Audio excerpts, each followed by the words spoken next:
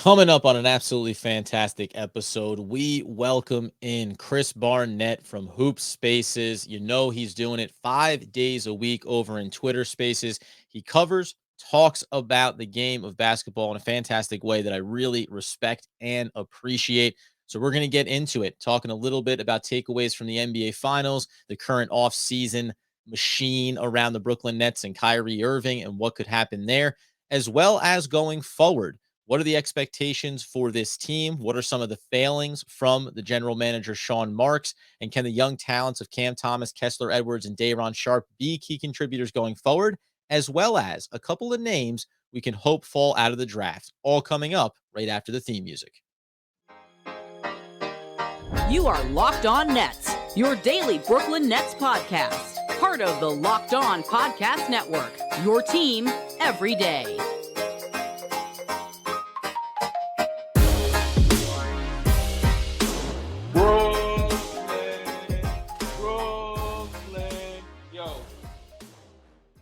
That's right. It is the Locked On Nets podcast right here on the Locked On Podcast Network. It's your team, the Brooklyn Nets, every single day. I am your host, Adam Armbrecht, also breaking down the New York Football Giants on OGP, the One Giant podcast with my boy, Andy Mack. We thank you for making us your first listen of the day, free on all those great platforms.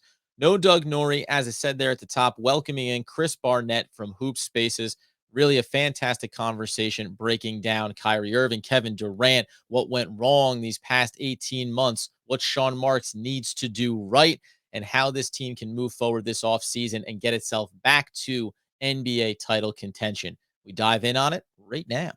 All right, as promised this offseason, we always say we want to bring in as many voices and minds to talk about not just the Brooklyn Nets, but the NBA game at large. And that's why, after a couple of delays on my part, we're happy to invite in a guy that's familiar to a lot of people, obviously, if you're into the game of basketball. And that is going to be Chris Barnett from Hoop Spaces and a whole lot more probably coming in the near future. But man, appreciate you making some time and hopping on. Absolutely, Adam. I'm a huge fan of the Locked On Network. I love the work that you are doing for the Nets. I followed you as an independent. Happy you got picked up here on one of the best, local, national networks for covering all sports.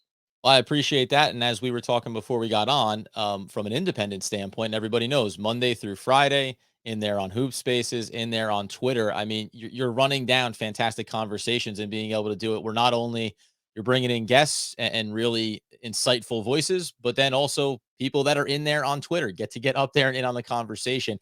And I'll say you do it in a great way that Twitter is known for sometimes breaking down into a little bit of minutia, and Hoop Spaces manages to stay above that, which is no small feat, regardless of even the content. So always fantastic.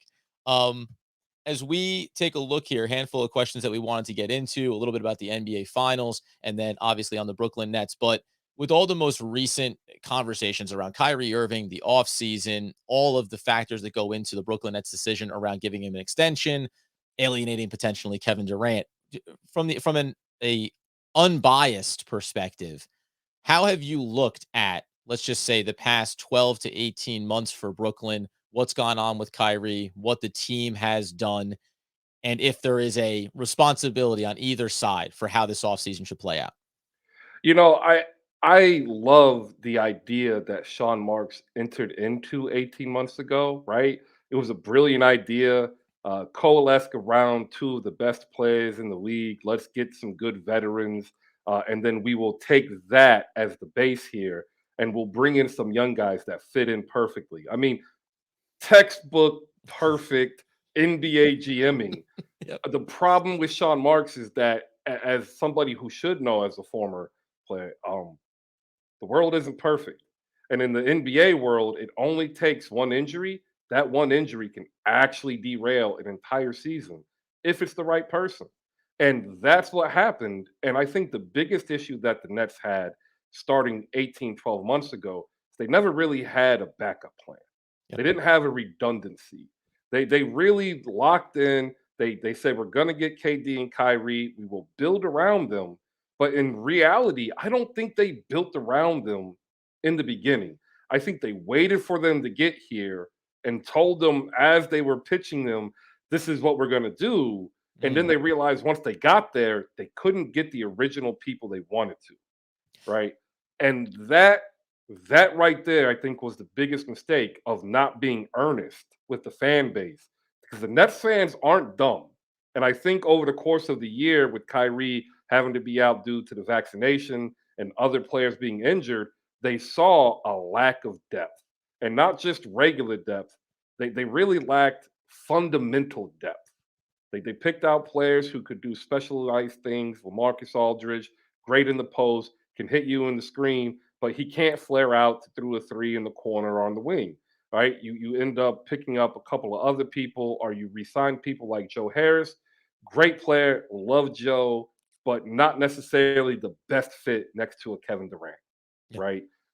That right there was the biggest eyesore as somebody on the outside looking into Brooklyn that made me say they will be dangerous.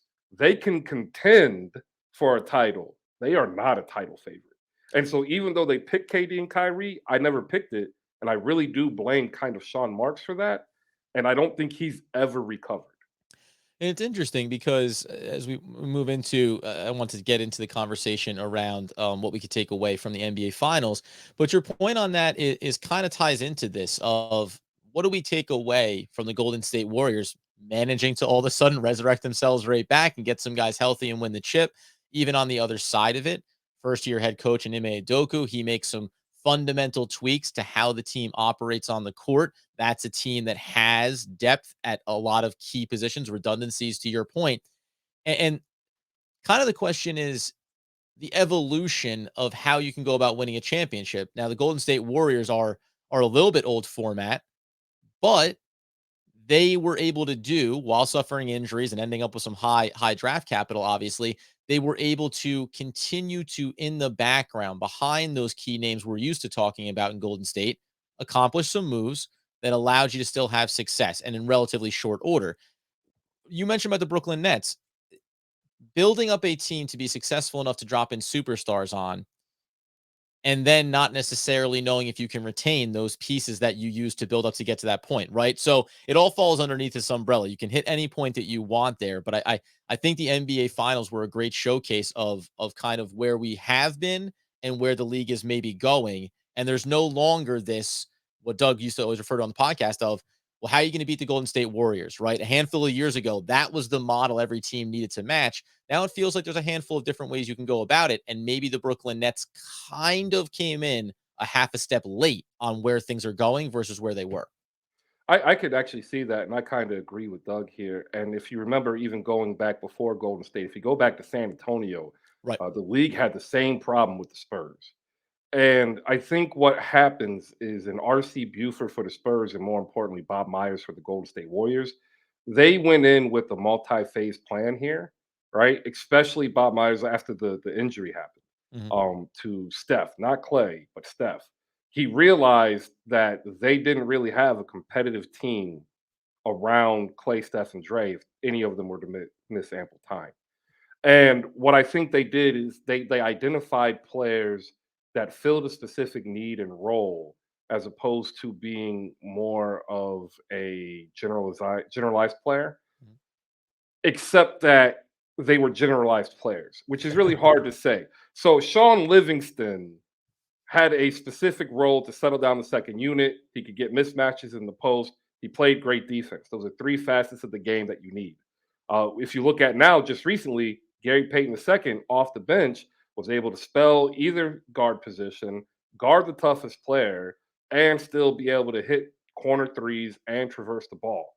The age of the specialist is over. And Mhm. Golden State brought that age upon us. And you're right. And Doug is right. Brooklyn was a half a step behind because they got the two players that aren't specialists and are arguably top 10 in the league at any given time, even top five together. But every other player they picked up was a specialist. Yeah. And on top of that, a lot of them kind of is skewed to a super specialist so that they didn't have the ability to pick up a secondary or tertiary skill. And then when they did, their primary skills seem to have actually suffered.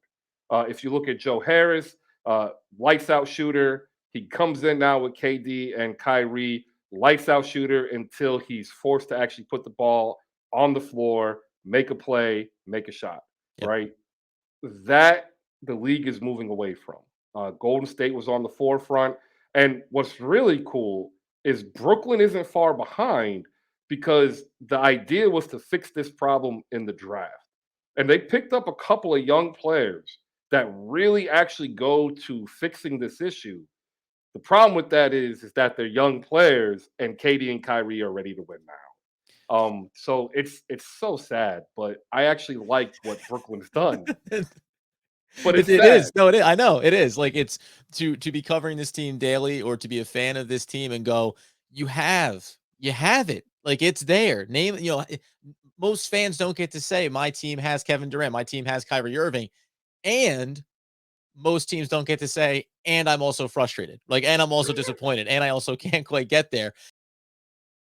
Back into the conversation with Chris in a second, but first, boom shakalaka. You know the sound, my friend. We've got big news, and that is that NBA Jam is back. Arcade One Up, the leader in at-home retro arcade games, is not only bringing the best game ever back, but they've made it even bigger than ever with a, you better believe it, Shaq Edition machine. This is, of course, you know the deal. I've said it before. I was an NBA Jam guy. I want to get guys on fire. I was playing with NBA Finals championship coach Steve Kerr, little Stevie Kerr, knocking down the triples, raining them from his own bucket all the way cross court. It's just a fantastic game. We all get it. Bottom line is, it's one of the first sports game ever to feature a real and digitized NBA licensed teams. There's no fouls, there's no free throws, and no quarters required. You go ahead and compete with friends and family through the all new Wi-Fi leaderboards, making you more connected than ever. You can pre-order it now from arcade1up.com. That's arcade, the number one, up.com for an estimated delivery early September drop date. Arcade One Up is the place for fun. They've got even more classics like Golden Tee, Mortal Kombat, Finish Him, and many others starting at $3.99. Check this out. They've even got an opportunity as they are giving away an NBA Jam Shack edition to a Locked On listener. Enter for a chance to win a game console for your man cave at arcade1up.com/locked on. That's arcade, the number one, up.com/locked on. You've got till July 8th to enter to win NBA Jam Shaq Edition console. Don't miss out today. Who you gonna hoop with? And the one thing quickly, because you mentioned the young players, and the next thing that I want to ask you on was, is this now? Because I think the interesting thing is too, and we always run into this about looking at it from ownership side or from the GM side versus from the player side. I think Sean Marks has made a number of mistakes along the way, and you've kind of seen him correct them on the fly as well. Some things have been forced upon him this past season, and then ultimately the circumstance with James Harden trying to maximize what you can get in terms of value there, but also to your point, not maybe being prepared enough to know what the pieces are that you want around him. And then as you get that sample size, this past off season, he missed on a lot of the decisions they made, right? You only have veteran minimums to throw around. You only have certain decisions you can make. But we all know by the time you get to the end of the season and you're jettisoning James Johnson, who you were just running out for big minutes, or you're outright letting Bembry go because you've run out of roster spots, right? There's just mechanics that went on throughout the season. You go, man, I don't know what the big long-term plan was, but these moves in the moment, you start to go, no, I didn't like James Johnson, but it doesn't mean I understand then why he was ever here to begin with, right? So now when we look at this team, though, Kevin Durant, let's just assume Kyrie Irving's back here, a healthy Ben Simmons. Is that the new big three? Is that nucleus as capable as being a title contender in your mind as any version that they've put forth here? Kevin Durant, Kyrie, add in James Harden, lose James Harden, right? Can they fill in ancillary pieces and still be a contending team this upcoming season? That is a tricky question, and it really depends upon the health, mentally and physically, of arguably the league's most mercurial players. Perfect. And the second thing about that is he plays behind another mercurial player in Yeah. Kyrie Irving. They play the same position. That's going to be a unique fit. The cool thing about Ben Simmons is he's not going to argue about having shots taken away. But the also cool thing about Ben Simmons is he's going to give you a full court transition game, both offense and defense. That is something you didn't have. That is something that is invaluable in the league currently when you have a player that can guard 1 through 5 and run 94, right? And intricate when you have Kyrie too, right? Because when he came back and started playing again, the difference between him and James Harden running the offense, moving that ball. Harden, as we always said during the year, he would push in transition. Kyrie wants to push in transition. And that makes Ben Simmons that much more of an important role there when these guys can now start to do that together. And Kyrie can be off ball in that process. Oh, I agree. I James Harden to me is a 66-foot player.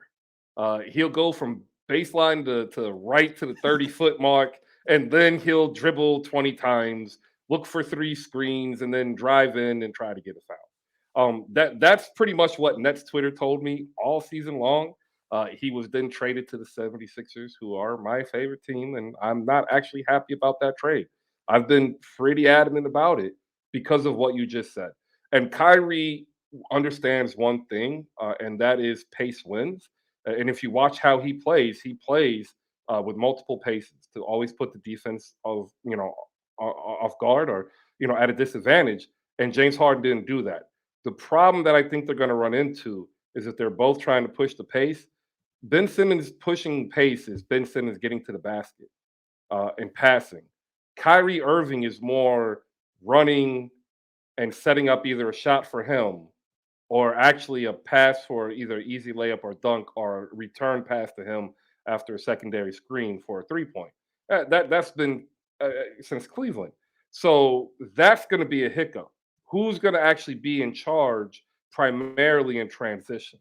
I think if you're the Nets and you actually want to be a championship contender, it's Ben Simmons because you look at what Giannis is able to do and the rim pressure that a athletic 6'10" guy can put on is different than a rim pressure of arguably the greatest handler in the game Mm. because he's going to get more fouls. He's going to put the defense in foul trouble. Ergo, Kyrie Irving and Kevin Durant can then exploit a more hesitant defense.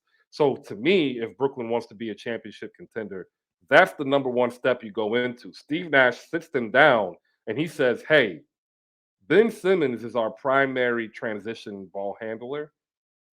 Kyrie Irving is our secondary transition handler and our primary half court facilitator. Kyrie needs to take 4 or 5 less shots per game. He needs to get 3, 4 more assists per game, and they need to play through Kevin Durant. That'll create a balance, and then that'll allow those ancillary players to come in, hit their shots, guard their man, get their rebound. Things like Bruce Brown, right? Um, so that's what I would do. That's how I see Brooklyn becoming a championship contender. The issue is you don't have the depth currently to be a championship contender. And that part is where these young players And to come your in. point, no, go ahead. Yeah. That's where the young players come in because they're going to be dependent upon like Kessler Edwards and Cam Thomas's development this all season. And just the last note on it was as we saw when Harden first got there, Kyrie said, you take the point. I'll play off ball, right? I think that also when we talk about Kyrie Irving, it's about an understanding of with the talent that we have on the team currently, this is what my best role is. I think, and for everything that's gone on, I think we spend so much time, and we do it. And, I'm guilty of it of analyzing what is the cost of Kyrie Irving, the individual, versus Kyrie Irving, the basketball player. We do always go back to the well and say, on the court, he's one of the best. And it's not just one of the best with the ball in his hands. It's also just, I think, one of the best basketball IQ players in the league as well. That goes right hand in hand with Kevin Durant. When you do talk about, though, I want to ask you, because you mentioned it there before, the Nets being in a win now mode and needing these young players to develop. But it's one of the things in terms of the different ways to win. We've mentioned that the college game is bringing out the product a lot sooner, a lot more quickly, ready to contribute, right? So this blend of what used to be one of the old school, at least one of the old school components was get your stars and then get the veteran talent, right? This is that half a step behind the curve a little bit. You see in a lot of these teams around the league, though, where it's, yeah, have those stars, but then demand that the youth get the job done. And Nets fans across the board will go back to last year and say, sure, I loved what we saw from Cam Thomas. He obviously had his stretches where he struggled. Kessler Edwards had the rookie wall and came back out of it. And they'd argue you should have been playing him even more, though, right? You should have just leaned into it because whether it was last year, now coming into this year, now you're looking right back at them again. And to say nothing of, I'll shout out one of our big fans, Clash Bandicoot, to say nothing of Day'Ron Sharpe, and just be like, at some point, and I've actually made this case for this offseason too, where it's, are you going to bring back Andre Drummond? I'm totally cool just letting Andre Drummond walk off into the sunset and say, Day'Ron Sharpe, you're young, you can rebound, we'll figure it out on the fly. Because at some point, you have to demand that from the young players. Otherwise, you're always handcuffing them slightly and then saying, well, can we depend on you in the big spots? They rewarded Kessler Edwards by keeping him on the postseason roster and then didn't run him at all in that very short series against the Boston Celtics in round one. What do you see for those three guys before we touch a little bit on, obviously, the draft coming up here on Thursday night and what the Nets can hope maybe falls out of it? Those three key players, are they capable of being those big contributors? Cam Thomas being the most ready to go right now, I think, obviously, 3-level scorer. But Kessler Edwards, is he quick enough? I think this is what you get in the second round, a product that can do the things you want, but is he missing a little bit of that extra athleticism you require? I love Kessler Edwards out of Pepperdine. I watched him, Yep. and I remembered, I was like, this guy is a more athletic Bruce Bowen, right? I like And that. if they can just tell him that, and if the coaching staff can just coach him to that, that's how you get Kessler Edwards in that position to be a young guy and ready to contribute. He came from a system that demanded team play, right? He went into a team where he fills a role. The issue is what I saw beyond the rookie wall is that towards the end of the season, his role disappeared. Mhm. His role disappeared as a help defender, wing defender, corner three guy. And if the corner three isn't there, you pass it or you drive. And they asked him to do stuff that was not conducive to his game. That's the problem when you draft an older player, right? Mm. You get a player who's Little more cemented in what they are and what they do. exactly, and a more cemented in the idea of what they can and can't be. Mm. That's the psychology aspect to it. But when you get an older player, they become comfortable in the routine. And if you just look back at your own life as you grew up, the more you got comfortable in the routine, the more you repeated it. And Kessler had that problem. The moment Steve Nash was like, "We need you to do this," you guys never had him doing it at high rep, high speed in practice, so it didn't translate to game time. And because it didn't translate to game time, for whatever reason, they didn't feel comfortable running him out there against Peyton Pritchard. Like, Yeah. Yeah. which to me is not an indictment on Kessler Edwards. It's an indictment on the coaching staff. And there's fans of that statement, certainly around that. Yeah, and it's the mismanagement or misexecution with a lot of these young players, and to say nothing of the veterans, but these young guys and putting them in the best spots to be successful.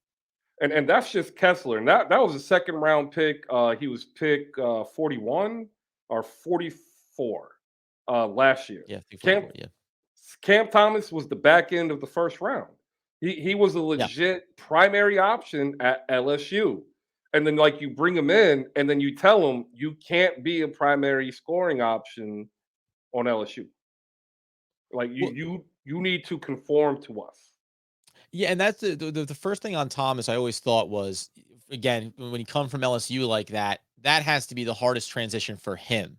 Like, I play the whole game, right? I go through my ebbs and flows. And when I catch fire, I get to go off. And I'm not saying that you anticipate him walking in the door, game one and having an immediate 20-plus minute role, but you end up spending a portion of the season transitioning him out of that expectation and mentality.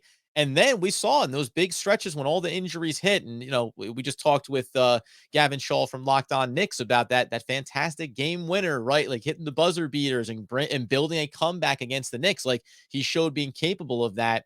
But over the course of the year, you stripped him down, you built him up, you pulled him back again, and like we say, come playoff time, this is kind of a broad stroke point, but it was like going into that series, if you didn't have a sense that, hey, man, we're kind of falling into these playoffs, this isn't going to be the success that we hoped it was going to be, let the rookies run. Why not just give them that extra taste of what that experience is going to be like? I agree. I also think that again to the coaching staff, this isn't a developmental issue. This is just an X and O's issue. They didn't really put him in the best position where he likes the ball. He played all game in LSU, but he also was able to manipulate the defense by getting a feel by dribbling. Mhm. And it really looked as though they really told him straight line drive, or do a two dribble pull up or shoot a three. But he's a rhythm shooter and he could never get in rhythm shooting threes, so he didn't even crack 30%. And like that again, kind of goes to coaching. But also, I think Sean Marks and the scouting department might have misscouted him just a little bit. Because I think they actually thought that they could move him more into a combo guard, backup point guard, as opposed to just keeping him as a combo shooting guard, a la Lou Williams plus 20 pounds, right? It's a good point you bring up because then it speaks to, as we all talk about, the lack of size in the backcourt for the Brooklyn Nets, and you end up with this collection of sub 6'3" at best, right? 6'2", 6'1", down to Patty Mills. You have a guard in Bruce Brown who also had to reshape his game on the fly this past season to find out a new role. But it's an interesting point you bring up about what was the expectation coming in the door from the Brooklyn Nets for Cam Thomas, and how could who would you put who where would you have tried to utilize him on the court if you wanted to keep him as that off-ball combo guard? Like, who do you want alongside of him? Short of saying, "Hey, when Kyrie's on the floor, put him next to him." But what would have been the solution? Because I think Patty Mills as being, Patty Mills can't be your on-ball point guard, and then and then you have the size issue and the defensive assignment issue. Both those guys are going to get eaten up there a little bit. Then this maybe routes back to Sean Marks and saying, how many guys until Goran Dragic came in on the buyout market? That's the first time you saw, oh, veteran point guard that only wants to do one thing, be the facilitator first and everything else second. Yeah, and I think Cam Thomas kind of fell into there. I think, like I said, they thought that they could make him to a combo point guard, but it's going to take more time. Yeah. Name me a scoring guard who just came in and was able to manipulate a pro defense, either as a primary backup or a starter. It's very few and far between. I think what he actually needs to do is play without Kyrie Irving first. I think he needs to go ahead and get confidence that he himself can play, and instead of feeling that he has to live up to a standard of a guard like Kyrie Irving. I don't I've not talked to them about this. I don't know. It's just what I see. As a young player, when you play with your idol, I can tell you as someone in the military who got to serve with one of my idols, you kind of you freeze. You kind of have to work through a mental block saying, I can't just look at this guy. I need to go perform my job. And you saw that at times, but you saw it without Kyrie Irving. So you might want to actually think about either having them work out a lot during the summer, which they're probably already doing, but you really might have to think about he's your sixth man.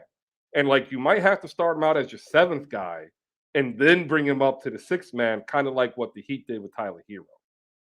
The one part on playing with one of your idols, I think that relationship between Cam Thomas and Kevin Durant was a really fun one to watch. It included that big brother little brother role, a lot of the post game kind of commentary around one another when Cam was getting his opportunities, and then even in game, like you saw Kevin Durant. One of my favorite attributes he has when he's demonstrative, it's always about do what you do to one of his teammates. It's do the thing that you're great at. It's never a hit to the detriment of the player or putting them down for not getting him the ball. It's why didn't you go do it? Because I know you can. And I think that there's a great value in that.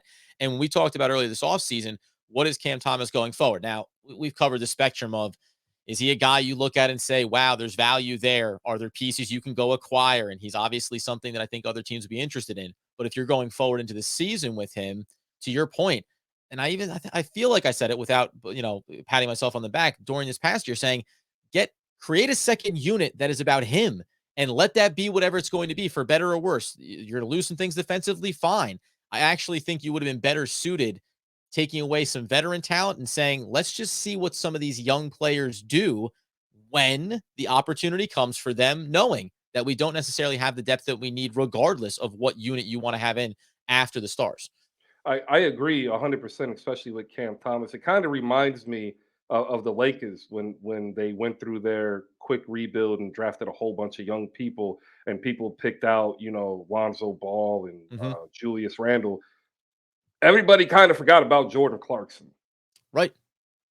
And like people thought Jordan Clarkson was kind of a bust, but like what people didn't realize is Jordan Clarkson was trying to play a game that wasn't Jordan Clarkson. So like Cam Thomas, absolutely, you should give him the second unit. You should tell him be Cam Thomas, aka Jordan Clarkson. Get your 14 shots up and let's run because he is fluid in motion. And when he doesn't think, he makes great decisions. And so does Day'Ron Sharp. When he doesn't think, he can be a force. The issue is he thinks an He's doing, awful lot. he's doing some thinking out there. I've seen him gobble up the lane, grab rebounds against players 3 inches taller, same weight, and 8 years more experience. And then I've seen him be fooled by a 6'1" backup point guard. Yeah. I love Day'Ron Sharp, and I'm not a North Carolina fan, by the way. I'm not, I'm not, but he was somebody I watched. 6'9", 250, big body. Reminds me of similar to like Elton Brand, if he can get his shot down. And he actually can leak out a little bit for those threes. And I think in the long run, out of Edwards, Thomas, and Day'Ron, like Day'Ron actually might be the guy who has the highest impact for what the Nets actually need. Whether it's in the starting lineup or the bench, I don't think they have anybody as a young big that can rebound, put back, and just clog up the paint. So I'm Yeah. actually high on him. It's funny.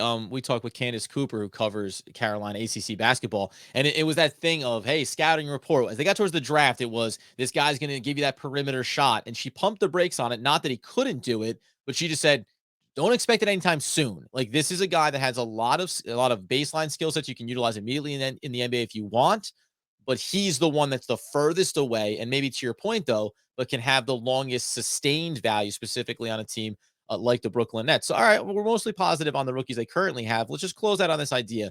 There's not going to be any draft for the Brooklyn Nets. We all know that. No. And we already heard actually recently that the Portland Trailblazers, they went out and made that move, bringing in Jeremy Grant off the Detroit Pistons. Now there's talks about wanting to do something near the top of the draft as well. So there's going to be movement. There's going to be excitement. But we talked with Rafael Barlow a little bit about some of these guys at the back end of the draft that could fall out, and potentially the Nets can then go ahead and pursue and say, hey, we can offer you a real contract. We can get you that two-way, get you a real opportunity to play. Are there any names that you have that look like they're not going to be selected on Thursday night that you think, it could be any team, but that the Brooklyn Nets can find value in and maybe immediate value?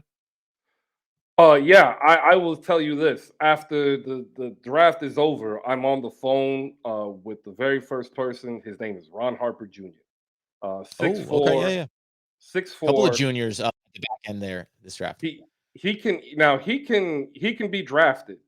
I have heard as high as the late 20s and as low as pick 54, right? Like he can go Right there. first round, he can fall out. He's 6'4, 6'5, 230 to 240. He'll need to cut weight, but he's a 2'3 with a 7-foot wingspan, right? He's got some sloppy dribbling mechanics that you can clean up, but what you're really looking for is that guy who can buy in and be your defensive dog alongside Kessler Edwards, and then you choose who you're going to keep after that, right? I really like Ron Harper Jr. for the Nets. I also like him for like two other teams, but really a couple other ones that are draft and stash as well, like Yannick Nsosa. He's overseas right now, and then you've got a couple people like Hugo Bassan, who's out in Australia or New Zealand. Sorry, he's in New Zealand in the NBL league. He's got killer range, but he's not consistent. So players like that fall out, I would be looking at those. However, if I'm Sean Marks, I'm getting into this draft. Mm. You're I just I sneaking into that back end and finding your guy and saying, hey, there's value here. We just have to go get it. I'm gonna tell you the person that if I was the GM of the Nets, that I get back in this draft and it's the second round and it's Andrew Nimhard from Gonzaga. Senior point guard. He's not going to get flustered. He's not going to be spectacular. He's going to be Brian Shaw.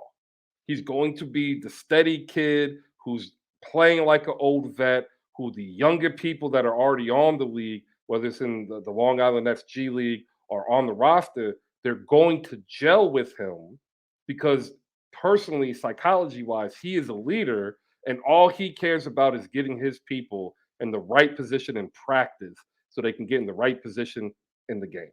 So if I'm Sean Marks and I'm looking like, yo, I got Patty Mills, he's 6 foot, Kyrie 6'1, Cam 6'3. I'm getting this 6'4, 195 to 200-pound point guard who can come in, play 10, 11 minutes, and then maybe do like Kessler because he is an older player, develop into something that can give us more like 16 to 18 minutes. And then year two, like he's in there as a backup point guard, light. And then year three, he takes over the backup full time if he doesn't even develop an outside shot. Mm. That's what I do if I'm Sean Marks as the GM. Well, it's funny because they have backup point guard, right? I mean, more ball handlers. Nets need Yeah. more ball handlers. There's no two ways around that. And on Ron Harper Jr., I think it's funny because the only not the knock, but it's always how come he hasn't gotten a little bit fitter, right? Why isn't he in better shape? It's like it seems to be one of everything you're like he never quite got as in shape as you wanted him to be. But by the way, though, it's like I'll take that if you believe in your coaching staff or you just believe that the guy has all the necessary skill sets. You go, we'll get him there. Get him on a practice court with Kevin Durant or with Kyrie Irving and some of these veterans and say, I dare you not to get it together around these guys. It's funny. I'll ask you this just off of that, getting back into the draft. Do you think that we said, pushing off the pick from Philadelphia until next year's draft, there's so many uncertainties for this team that it makes a lot of sense to push it off. But I'd suggested, though, you could have held it and always traded back from there and grabbed a later second round asset, maybe then still gotten something in a draft going forward, even though there's a bit of, I guess, a risk reward depending on the board falls. Just on that point, would you have preferred if you're a GM, let's just wait and see what happens on draft night before we pull that move? I would have took the pick this year. And I'm also Doug and I disagreed on it, and so you can go either way. But there's players like we need players. There's talent, and you can't get talent if you don't have the ability to do so. Well, beyond that, there's a more pressing need, and I talked to a lot of Nets fans on Twitter about this, and a lot of them didn't like what I said at first, and it took them some time. Um, Kyrie Irving and Kevin Durant make a boatload of money. Yeah, you need the cheap talent too. Ben Simmons makes a boatload of money. Like eventually, you need to fill out your roster with athletic talent, not mental talent, but athletic talent. You can be smart like Goran Dragic, but like Goran Dragic is almost as old as I am, right? Eventually, you need that athleticism, even if it's just to spell time, to run the other team down a little bit. Mm-hmm. And at 23, you can either trade back multiple times and pick up future draft capital so you're not in this position, or you might take a flyer on somebody like Jake LaRavia, who I got to watch in high school and in college, who I thought would have been a perfect fit, even at a reach at 23, a perfect fit. It's like Joe Harris, but a little bit more athletic. Perfect fit. And they didn't do it. And this is also the other problem is the 23 pick, despite maybe not necessarily having the market value that you might think it has, it opens up trade slots because every draft pick is worth a specific amount of salary, which means it's fungible and you can add it to another contract to bring in a larger contract, shed the draft pick, and then pick up a vet min at $800,000 to $990,000. Yep. So you literally lost the chance at getting a back end first rounder, either 1 or 2 second rounders. And what the killer part is a way to get a cheaper vet player who's going to come here anyway and a future asset in a trade. And again, like that is just bad management.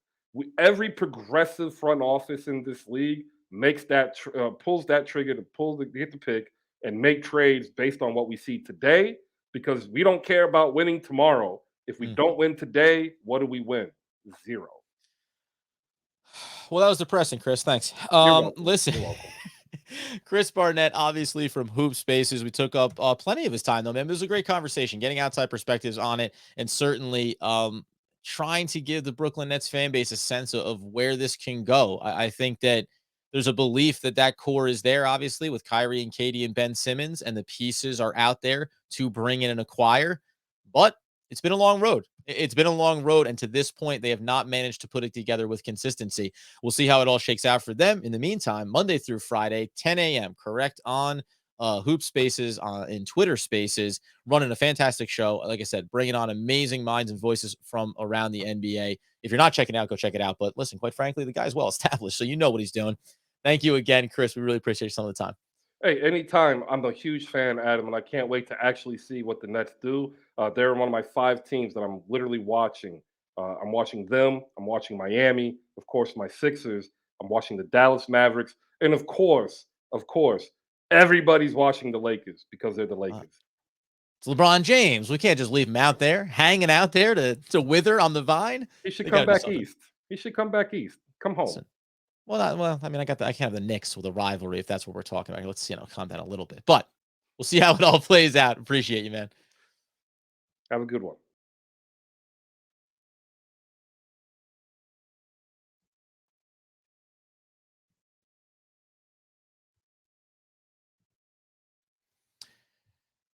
And that's how you do it. We said at the top, fantastic, man. The guy knows his stuff. You don't need me to tell you that. Go check him out all week long over in Twitter Spaces on Hoop Spaces.